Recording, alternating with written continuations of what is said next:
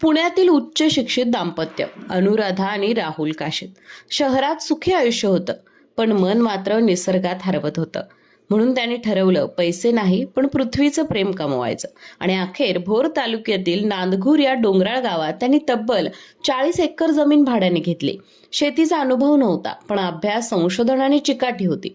भविष्यातील हरित क्रांती ओळखून त्यांनी निवड केली बांबू शेतीची. आज ते बांबू लागवडीचं उत्तम उदाहरण ठरले आहेत.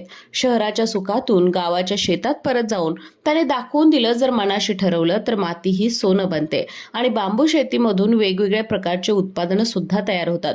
त्यामुळे हल्ली बांबू शेतीला सर्वात जास्त फायदा आहे. बऱ्याचदा सर्वजण म्हणतात की बांबू काय करणार आहेत, बांबूपासून काय उत्पादन मिळणार आहे. पण या दाम्पत्यानं मात्र ते करून दाखवलंय की बांबू शेतीमुळे खरंच शेतकऱ्यांना फायदा होतोय आणि यामधून अनेक योजनांचा सुद्धा लाभ शेतकऱ्यांना मिळू शकतो. तुम्हाला ही यशोगाथा कशी वाटली?